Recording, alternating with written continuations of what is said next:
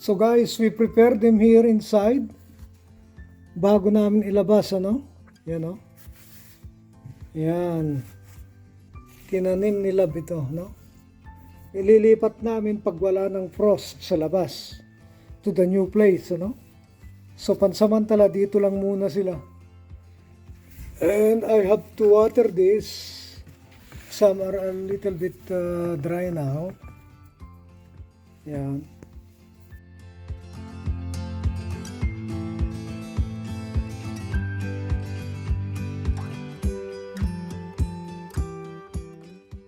At may mga sili pa rito, no? So, ganyan lang guys, ano? You have, dito sa Canada kasi malamig. But one good thing here dito, no? Maaraw naman pag ganyang summer. At ito, malakas ng araw dyan sa labas. Yan. Kaya lang makulimlim ngayon, umuulan. Umaambon actually. I could smell already the smell of kabocha. Kalabasa ang bango, guys. Para kang, alam mo yung dinengdeng na gulay talaga.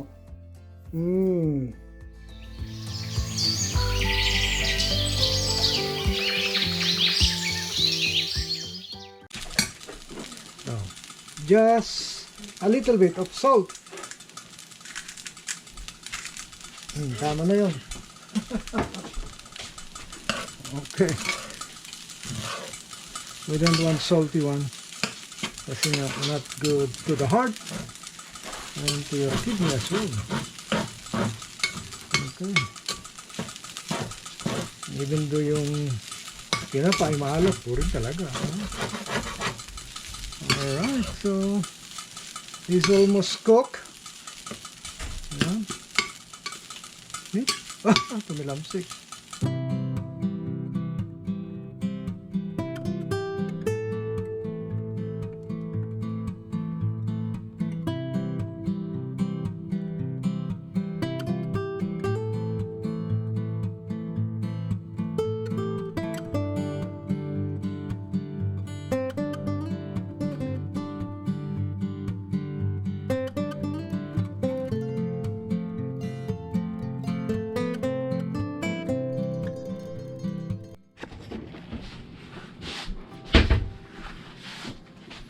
Okay guys, next thing we do is we have to put this, okay?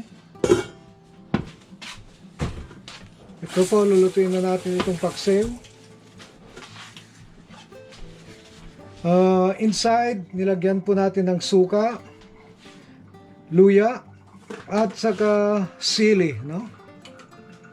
And we put a little bit pinch of, not pinch, a teaspoon of salt. Maybe more. Ito, sinasama na ko ni Lab.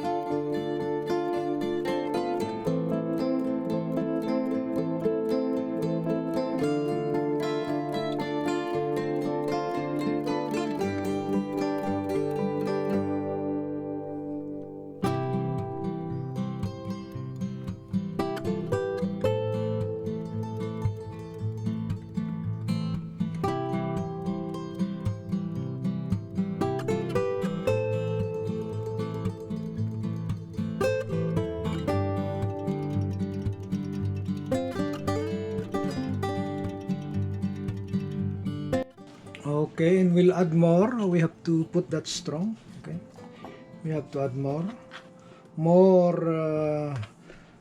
pepper, chili, you know, chili, and ginger. Yan. Yan po. And we have to cover. We'll put it too high, you know, para madali siyang kumulo. But we'll reduce later on. And we'll put eggplant. Ini-slice na po natin ito, ano? Hindi na natin ipinakita. Eggplant. Kung mayroon sanang ampalaya, pwede rin ilagay po sa paksiw, ano? Ampalaya.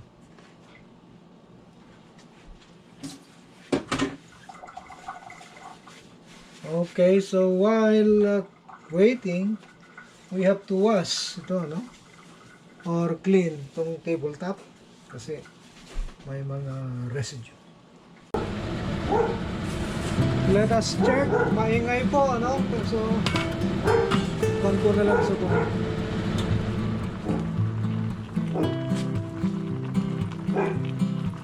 tikman po natin itong ating niluto na paksiw kung tamang-tama yung asim niya, yung alat niya.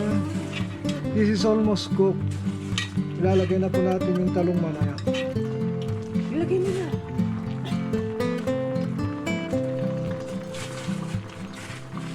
Tikman natin.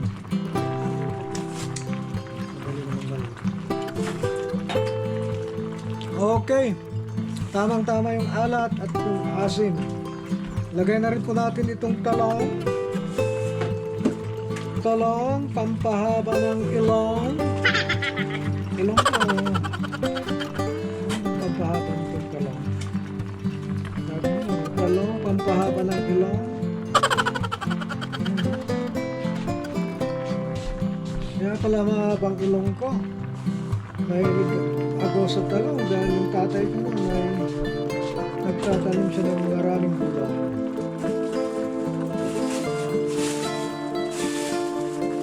Ito. Actually, yung iba po yung talong, kinakain nga nila ng hilaw ito. Yung talong. Mayroon kami kaibigan na kinakain niya ang talong ng hilaw. Sa kilala. Guys, let us check now. More than 5 minutes na ang lumipas. Okay, ito'y luto na. Yeah, this should be cooked now. Naluto na itong fried rice at itong paksiw. So, let's eat. But before we eat, we give thanks to God. Father God, hallelujah. Once again, Lord, we praise you and we thank you for your goodness unto us. Thank you, Lord God, sa mga pag-iingat mo sa amin. Thank you sa mga blessing na patuloy na pagkakalaw mo. Bless and sanctify this food, Lord God, so that it will give nourishment to our body. We praise you, we thank you. In Jesus' mighty name we pray. Amen. Okay.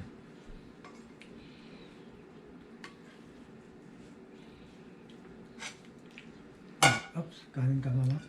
Hindi. Alright. Fried rice with smoked fish at mayroon siyang eggs din, and also of course this one. I'll get to one of the head. I like the head also,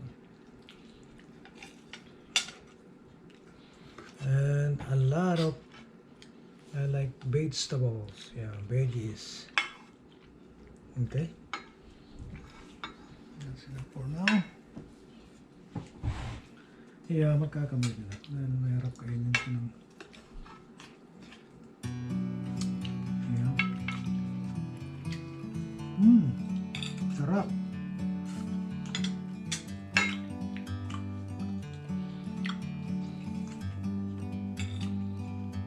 Like a bird on a tree. Sarap, no? Ikaw na lang I'm just magluto. sitting here. I got time. It's clear to see from up Hindi here. natin lagyan ng The world seems small. wala tayong We can sit together. It's so Pwedeng beautiful. lagyan ng paminta, guys. You and me. I usually put... We meant to be nakaligtan ko lang na lagyan ng paminta kanina. in the great outdoors. Okay din, masarap. Forever free. Yung buo, bilog.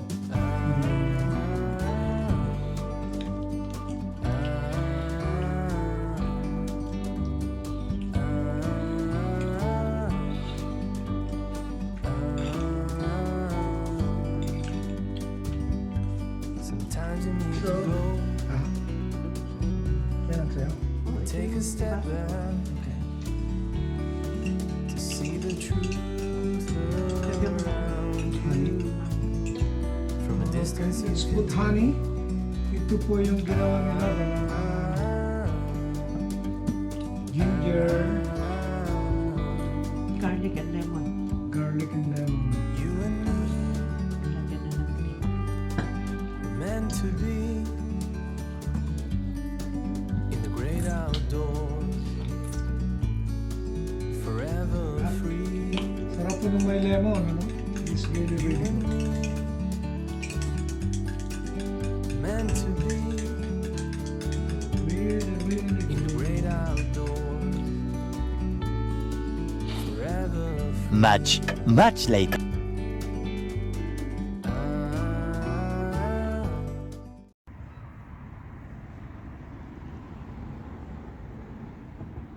Ito naman yung garlic namin. Hard neck variety. Malalaki na sila guys, oh. Yan. May mga tumutubo ng ibang mga kwan dito. Bunutin natin. Dahil hindi maganda ito. I don't know kung anong halaman ito. Yan. We have to remove this. Yeah, guys. Kasi magiging kakumpetensya yan, ano? And I don't want them na maging kakumpetensya pa sila. We'll just get rid of this guys. Yan. Ito tong mga to. Yan. Mapalad yung makakabili nito guys. Itong aming bahay. Sapagkat mayroon na siyang yan. Alisin ko na lang itong duba. Okay. Abagay yan kasi ay para hindi tubuan ng damo. Love, anong ginagawa mo dyan, Love? Ito, nagtra-transplant ng ano?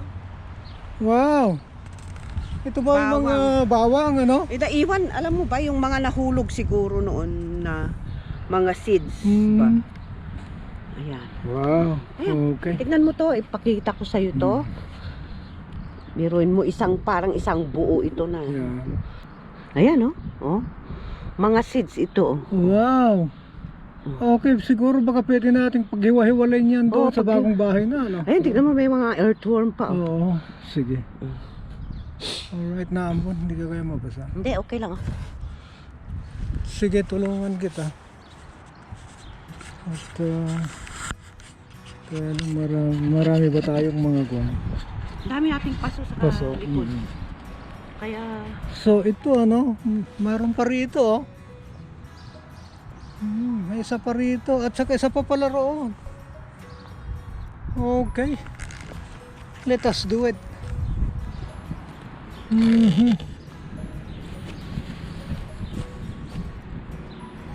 At bungkalin ko na rin itong buwan. Alisin ko itong mga damo dito.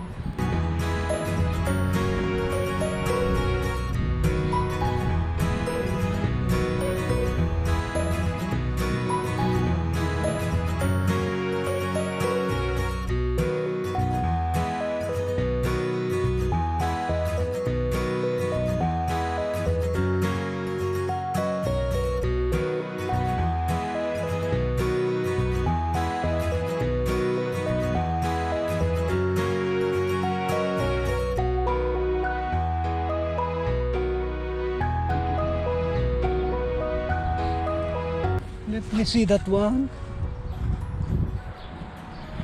May laman din. yeah. Dami ng ugat ano? Oo, ayan, tignan O sige. mo. Ayan, yun, oh. may laman Oh, na. may earthworm pa, oh. Oo nga, sige, lagay mo muna. Doon na natin ilipat siguro. Kasi wala tayong Ay, isa lang pala. Dalawa itong tubo. dalawa. Okay na dito. Dyan na.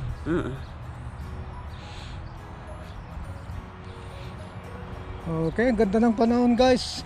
Naambon-ambon pero hindi gaano. So, try to cultivate this.